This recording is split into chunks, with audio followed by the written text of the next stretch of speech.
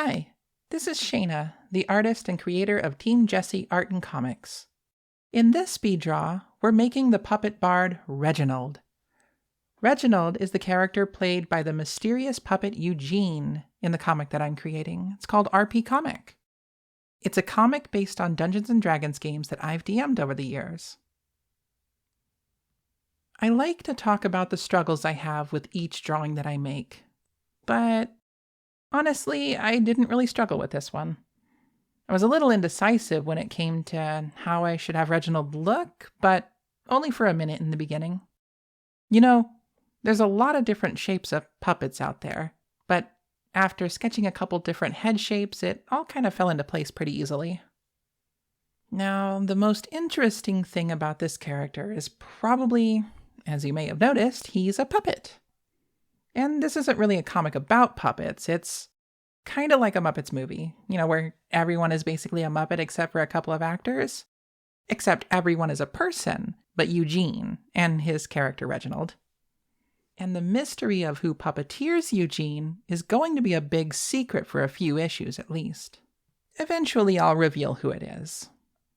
Basically, the idea was, during one of the concept sessions I was doing on Twitch live, I ran out of ideas for a fourth player to round out the standard party size for a D&D campaign, so I was looking around my room to see if anything sparked an idea.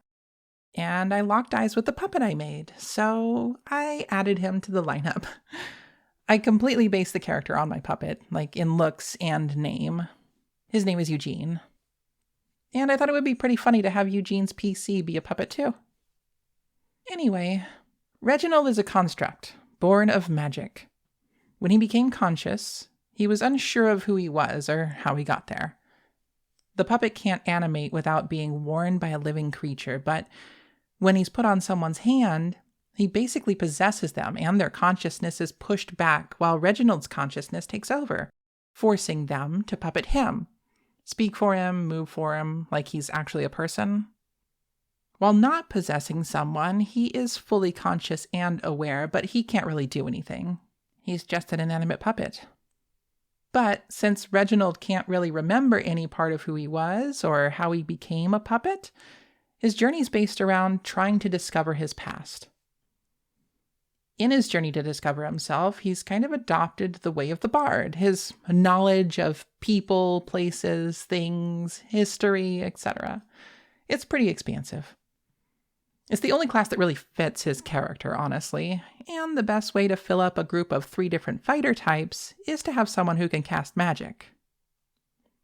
Heiyu is a samurai, Frazier is a monk, and Skadi is a barbarian. It only made sense to have someone be the voice of reason, and a link to the arcane. I mean, what do you expect any of them to do when faced with a dickish king? They would 100% rather smash his face in than try to negotiate with someone trying to boss them around. I think the likelihood of the bard resorting to violence is pretty slim, especially considering he's only a puppet. And you may be thinking that bards are usually horny adventurers that play the lute and try to sleep with anything that moves. Well, for those thinking this, of course he is!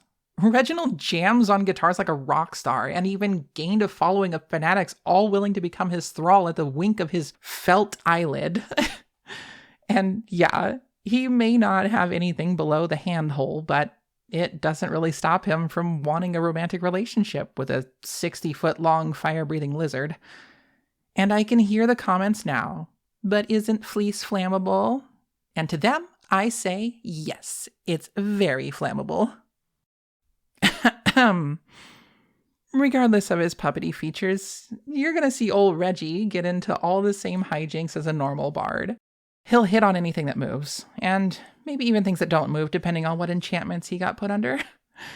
And he will be making up verses for poems and songs throughout the journey, so don't you worry.